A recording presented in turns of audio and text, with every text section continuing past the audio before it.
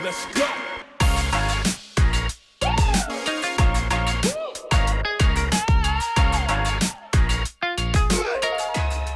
Good afternoon, everyone. My name's Garrett. Today, we're going to talk about audit logs and data protection. Before we get into that, a bit about myself. I got my start working in Azure Compute, building software that managed machines, millions of machines all over the world. Then I joined Cloudflare, where I grew the enterprise platform business as the company scaled from less than 100 million in ARR to over 1.4 billion in ARR. A few months ago, I joined WorkOS as a product manager here, with the goal to make it easier to do what we did at Cloudflare. We built all of SSO, SCIM, multiple authorization systems, all in-house, and we were always trying to play catch-up with the demands of our customers. And so my goal at WorkOS is to make that journey easier for anyone that wants to go on that same journey and cross that enterprise chasm. Fun fact about myself, I'm a sake connoisseur and brew sake at home, so if it's a thing you're interested in, come find me later and we can talk about it. So who remembers when ChatGPT first released? It was about 2 years ago. Show of hands, a lot of people do. It was about 2 years ago now, almost 2 years, feels like a lot longer. But a lot of people were excited about what it could do. Some people were skeptical, would it actually do anything useful? Some people thought that the world was gonna end. Jury's still out on that, maybe it will happen. But regardless of how you thought about ChatGPT first, if you're an IT admin or security person at a large enterprise company, you might have had one of two different thoughts. One was, wow, I have to work on all these enterprise software systems. Sometimes their docs are frankly terrible, and it's really hard to find what I need to do. And this could really help me find those things very quickly. I know I've used it to, hey, how do I change the setting in an app? And it finds the answer somehow. But on the other hand, this is an open text box that takes any input, and you don't know where that data is going. You don't know what's going to happen with it. OpenAI has obviously built a lot of things for this at this point, but 2 years ago, it was pretty nascent. And so if you're responsible for data and what happens to data at your company, this is pretty terrifying. Nothing really stops your employees from putting sensitive information inside of ChatGPT. And this is really a story that's been happening over, honestly, 2 to 3 decades now, where IT used to be the gatekeeper for anything and everything that an employee could do in the company. Aditya was kind of talking about this model. One of the ways people talk about it is the castle and moat, where your castle is your company. Everything inside that castle is trusted. Things can't get across the moat unless you let them in. And so you couldn't use a piece of software unless it was installed into your environment, allow listed to be installed on your machine. IT controlled what applications you use and where data could go. But we all know that that's not the case anymore. These days, SaaS rules everything around us. The average company has 200 or more SaaS applications in use. And so the job of folks that need to protect data in an enterprise has become much more complicated. So today, we're going to talk about 3 different teams who all play a role in protecting data in enterprise companies. And these, if you're trying to sell into enterprise, these are all teams that you're going to talk to at one point or another because they're going to have concerns about how you might handle their data. The first is security. Their job is to stop security threats that could compromise said data. Next is legal. They need to ensure that data is handled properly, especially when it comes to things like litigation, where they have a responsibility to track and turn over data. And third is compliance, who, from an internal perspective, are responsible about who has access to what data. Not only are bad actors looking to exfiltrate data, but sometimes internal actors as well. In all 3 cases, if you want to do data protection properly, it all starts with a log. And so why logs? This might be audit logs or access logs or other forms of logs in your product. Why do you need logs? Well, the first is visibility. If they can't see what's happening in your application, there's no way they can do anything about it. And so logs are the way in which they can get knowledge of what occurs, who does what actions in an application. The other is consistency. Imagine if every product in AWS, for example, built a different way of exposing what actions people did. It would be impossible to try and determine who's doing what in that application. It's already hard enough given that even if everyone has logs, you have 200 apps that you have to manage these logs for. And then, of course, if nothing else, compliance. Many of the acronyms you know and love, HIPAA, PCI, these other ones, all require some form of logs in order to meet those requirements. So we're going to talk a little bit about what makes for great logs. And there's 4 things that you need if you want to have great logs for your customers. The first is coverage. So this is, are you tracking all the possible events that could happen? Everyone sort of thinks of the obvious things like every time you change something, you should log an event. But there's actually more than that, right? What happens if someone tries to do something and they're denied access? That's actually an important bit of information to know, because if someone keeps trying to do that, that might be an attacker trying to get into your system. Second is completeness. So this is, in each log, do you have all the relevant data to understand what happened? There's the obvious things like who performed the action, when, from where, and what action did they do. But it's not just enough to know someone changed a setting. You need to know what was the value, and then what is the new value of that configuration. Third, retention. How long do you keep this data around for? Now, the obvious thing is maybe, oh, we should keep it forever. But actually, companies don't want you to keep data forever sometimes. They want it to eventually expire. It would be nice if every company agreed with what those links should be. The reality is they don't. And so how you handle retention is really important. And then the last one is, can you query the data? If you are doing logs properly, you have a lot of logs that contain a lot of data. And so when someone actually needs to answer a question about what happened in your application, they need to be able to find that answer. Basically, the needle in the haystack that tells them, well, did I suffer a security breach or not? As an example of a system that does audit logs pretty well, we have 1Password. WorkOS uses 1Password ourselves. You might use it yourself, personally, or at work. And they have coverage. There's a lot of different ways in which you can log into 1Password. I can log in on my phone. I can log in on a client on my laptop. I can log in from the browser extension, right? All of those are different access points and different risk points. And they actually track all of that really well. Completeness. They'll tell you, all the details you need to know about every single event, so you can feel confident whether it's correct or not. Retention. By default, they retain events for a year. If you are on high-tier plans with them, that can be customized, and so you can keep logs for as long as you need.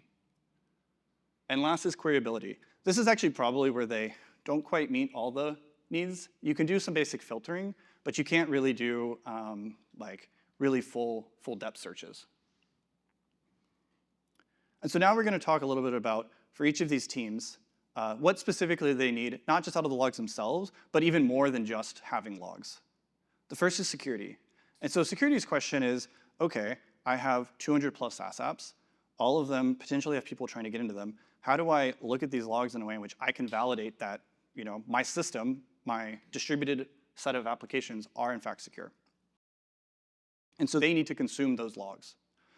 There's a few different ways this has traditionally happened. If you go back far enough, export to CSV is sort of like the starting solution. It works okay for small amounts of data, but as soon as you're talking about megabytes, gigabytes of data, can you download that? Do you going to fit on your machine? Do you really want all that data in a CSV? Where are you going to put it after that?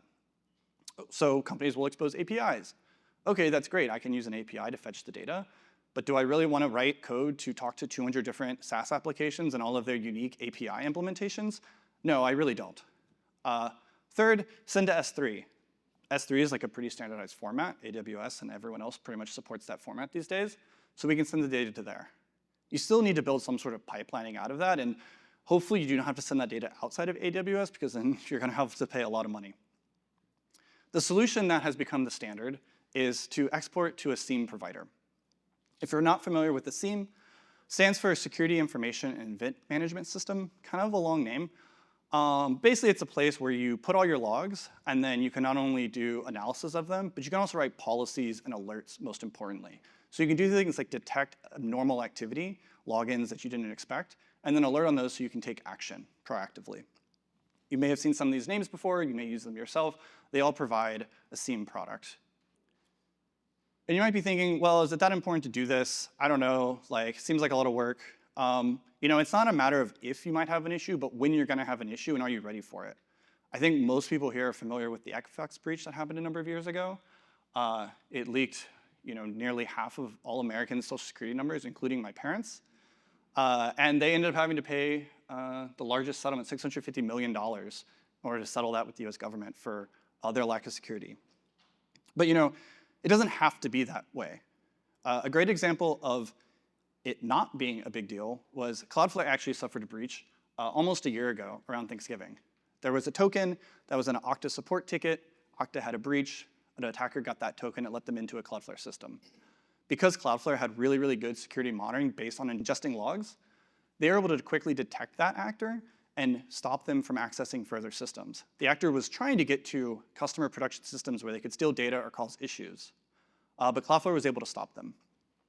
They also did a ton of work just to ensure that the entire system was secure, but then they were able to publish this and say, look, yes, we had this breach, but because of our security posture and the work we had done for logs, we had no problem. None of your data was ever compromised. And that actually becomes a trust-building event for customers where you take something that could have been bad and actually turn it into a positive.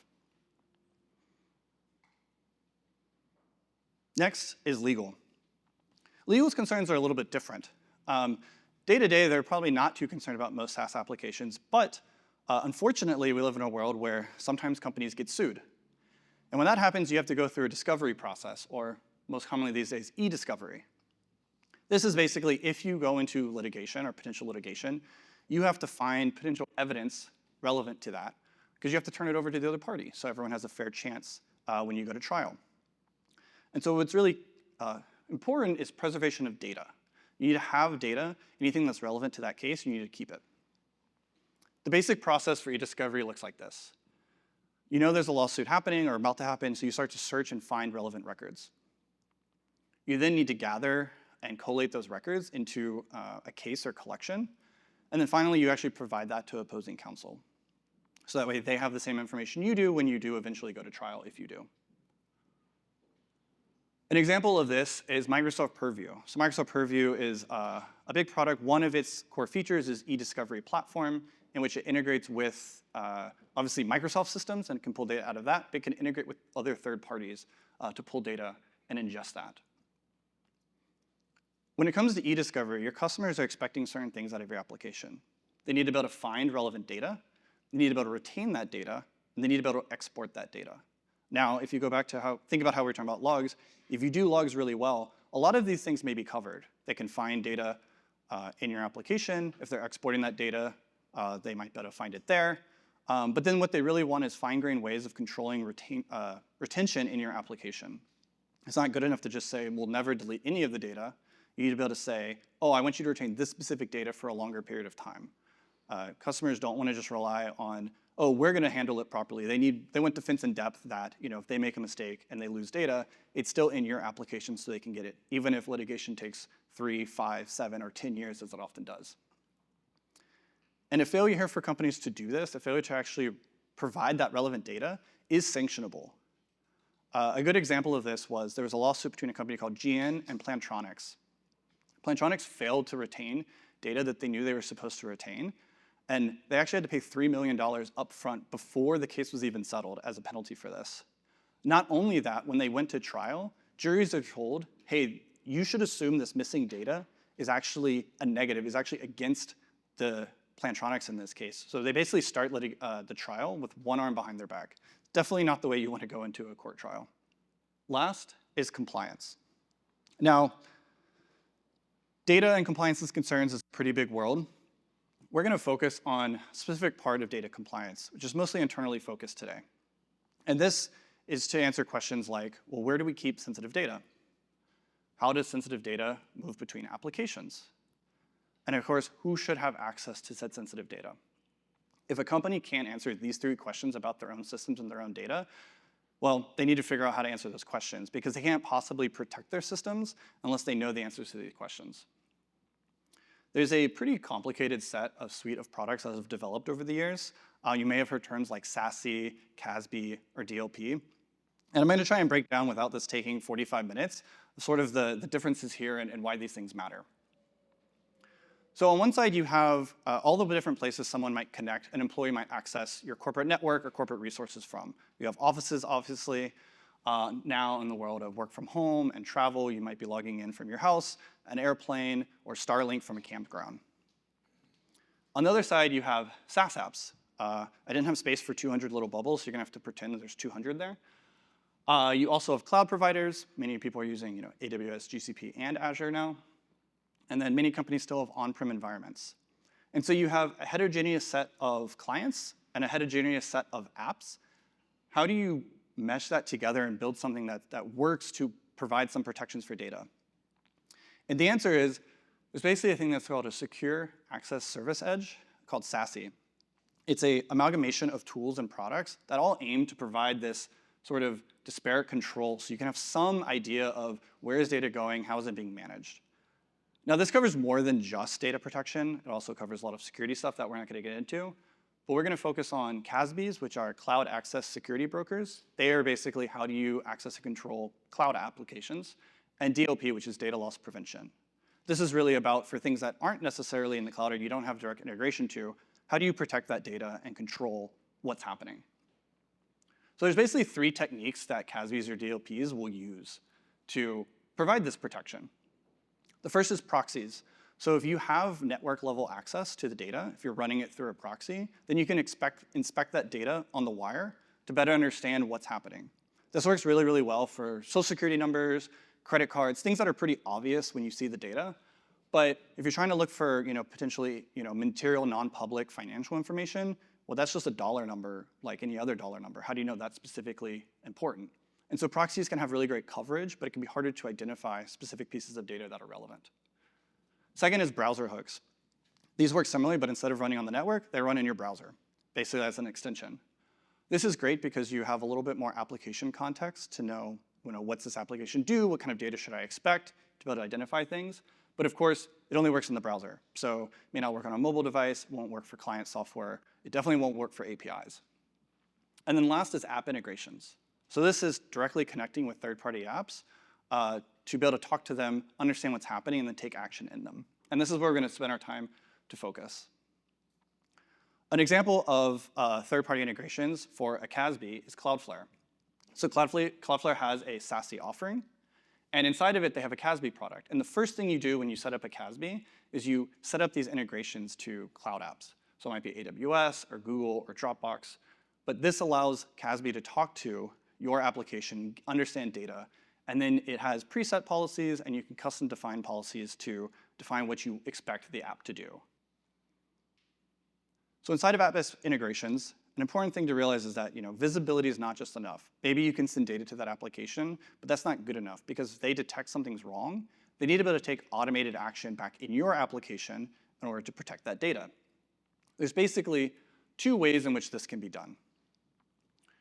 One is remove access to the data. So if you have something like fine-grained authorization, like Aditya was talking about, then you can actually revoke access to that data. So maybe it's a document or a blob in blob storage. You can remove everyone's access, quarantine that piece of data until you can go in and validate that, that's, oh, it's okay, or no, that was actually bad and we need to do something with it. The other option is to just remove the data itself, just delete it from the system.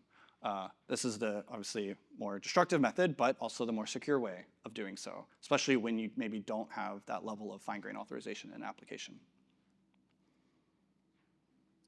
Again, getting it wrong here also can have serious consequences.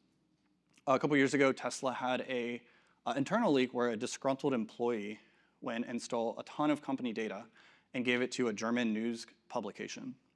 It included 100,000 past and current employee details, along with almost 4,000 reports of where self-driving failed. So it caused an incident or the user had to do self-corrective action.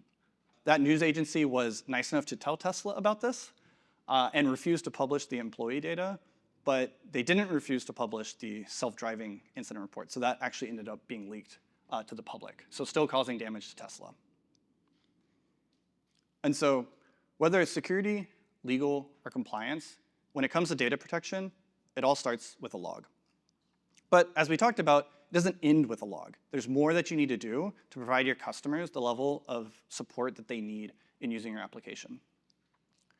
And so I highlighted here a few of the bits that you might need to consider in your application, kind of what's currently being expected from apps and what's sort of coming down the pipe.